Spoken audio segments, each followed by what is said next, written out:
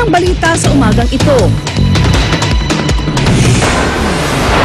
Ilang lalawigan sa Hilagang Luzon, ginagupit ng Bagyong Nina. State of calamity, itineklara na sa Ilocos Norte. Pagsik ni Bagyong Nina, naramdaman din sa Metro Manila. Dahil sa malakas na hangin, isang lalaki sa Quezon City, patay matapos madaganan ng bumigay na pader. Sa Amerika naman, Hurricane Irene, nanalasa sa East Coast. Rest house ni Muammar Gaddafi sa Tripoli, nakubkob na rin ng mga rebelde.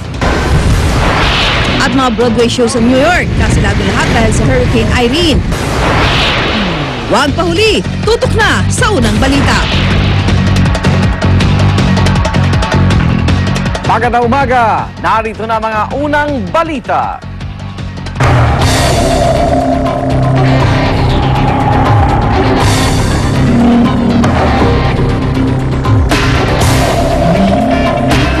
Lima na ang kumpirmadong patay sa pananalasa ng Bagyong Mina sa lungsod ng Baguio.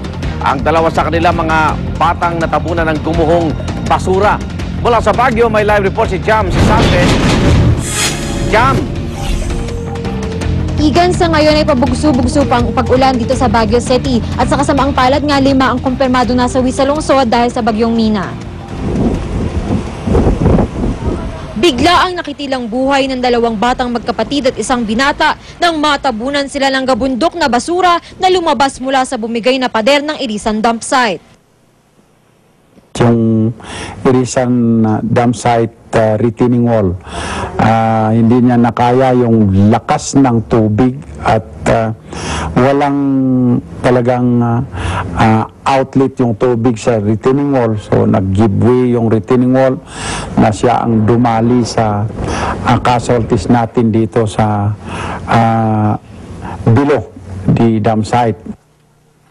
Hindi rin nakaligtas sa mga bahay sa paligid ng dump site na tila inulan ng basura matapos bumigay ang pader dahil sa lakas ng tubig ulan mula kay Bagyong Mina. Ito, nasisira niya eh. Yung bakod, nagiba. Dahil pabugso-bugso pa rin ang pag-ulan sa lungsod, nagsilikas muna ang ibang residente sa paligid ng dump site para makasiguro. Po, naghintay po ko nung go signal po ng gobyerno kung babalik na po kami, kung pwede na pong bumalik. Sa Barangay Kias naman, isang lalaki umano ang nasawi nang gumuho ang mga lupa at bato sa pinagtatrabahuang construction site. Isa pa ang napabalita ang binawian ng buhay matapos bumigay ang pader ng kanyang tirahan.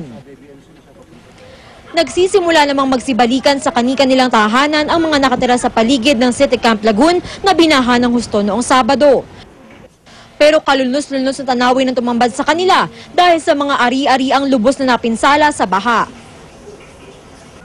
Taon-taon po nangyayari na po ito sa amin na talagang nagkakabaha. Lagpas pa ayaw ito eh, hanggang bubong sa taas. Basura rin umano ang isang malaking dahilan kung bakit hindi nakadaloy na maayos ang tubig sa City Camp Lagoon at bumaha sa lugar. Nalinisan namin noon ito, so nawala na yung flooding. Unfortunately, napabayaan na naman. Yung pag-dispose ng mga basura ng mga residente in the surrounding areas, talagang hindi maganda. Igan, sa ngayon ay sarado pa rin sa mga motorista ang Cannon Road dahil sa mga landslide doon. At ang unang data sila dito sa Baguio City, Jam Sisante reporting. Maraming salamat, Jam Sisante. Nagulat po live mula sa Baguio City. Lalawigan ng Ilocos Norte ay sinailalim na sa state of calamity.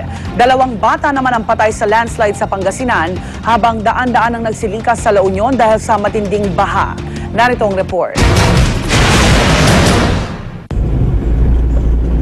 Isinailalim na sa state of calamity ang Ilocos Norte.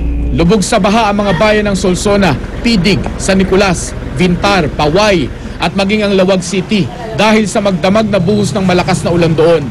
Bumigay rin daw ang mga dike sa lugar kaya umapaw ang tubig sa mga kabahayan. Umabot na sa 40 million pesos ang pinsala sa mga ari-arian pa lamang. Sa agrikultura naman, mahigit 4 na milyong piso. Habang mahigit 34 million naman ang pinsala sa mga infrastruktura. Isang lolo sa bayan ng Sarat ang iniulat na nawawala matapos umanong tangayin ng rumaragas ang tubig sa ilog. 80 pamilya ang inilikas dahil sa hanggang leeg na ang baha. Nagluluksa naman ang mga kaanak ng 2 batang namatay sa Hillside, Barangay Rabon, sa San Fabian, Pangasinan, matapos gumuho ang lupang tinitirikan ng kanilang bahay. Nahulog umano magkapatid na sina Rhea Jen at John Ray Bautista sa ilog at natabunan ng lupa. Bigla na lang po gumuho yung lupa sa likod ng bahay namin. Tapos yung bahay namin nagiba. Yung mga anak ko hindi ko na nakita. Sa La Union naman, daan-daan na nagsilikas. Tanging mga mahalagang ari-arian na lamang ang kanilang iniligtas. Nandito kami para ligtas kami dito sa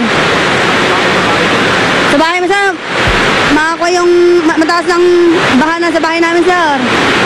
Yung ulan sa kahangin sir malakas. Lubog din sa baha ang ibang barangay sa mga bayan ng Bawang, Tubao at Santo Tomas. Sa bayan ng Agoo, mahigit 200 tao ang lumikas.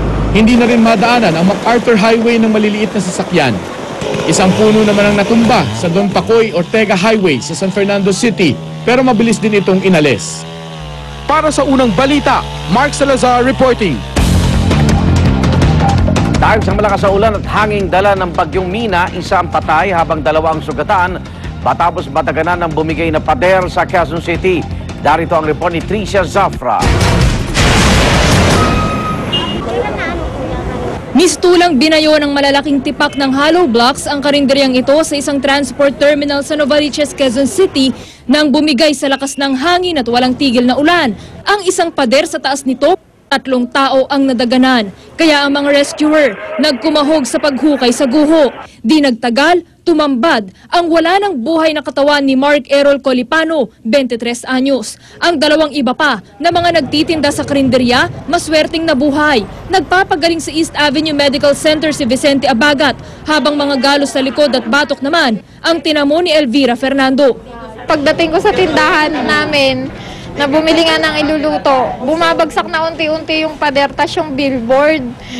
Di instinct ko na makaligtas, sumuot na ako sa ilalim. Dati na akong kinakabahan dyan, tingin ko talaga weak yung pagkakalagay ng billboard. Ang tingin namin, bumagsak yun dahil sa sunod-sunod na pag-ulan, lumambot yung pader.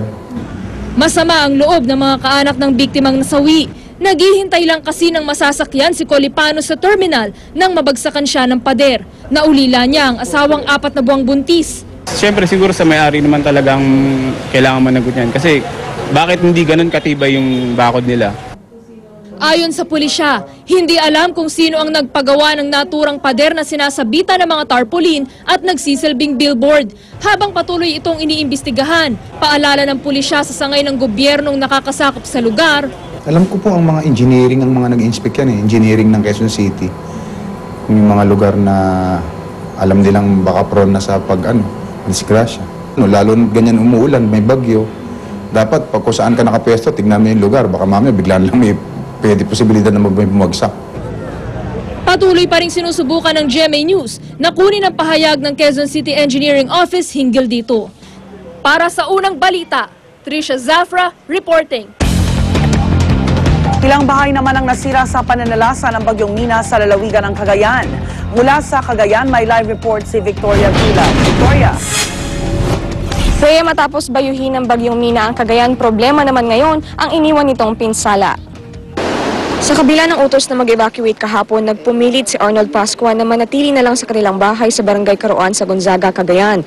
Nangangamba kasi siyang baka walang matira sa kanilang mga gamit sa lakas ng bagyo. Kuya, bakit hindi po kayo lumikas? Ayaw namin iwanan mga bahay namin dito, ma'am. Kung anong maikuha sa gamit ayun lang.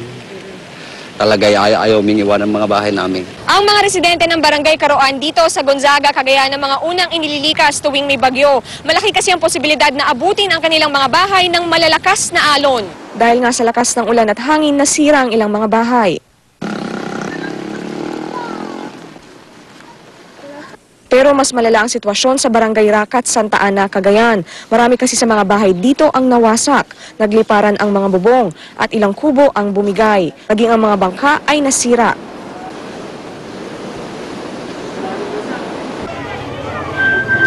Agad namang binisita ng GMA Kapuso Foundation ang mga nasalantang barangay para magpaabot ng tulong. Rhea, kagabi ay muling bumuhos ang ulan at umihip ang malakas na hangin. Pero sa mga oras na ito ay maayos naman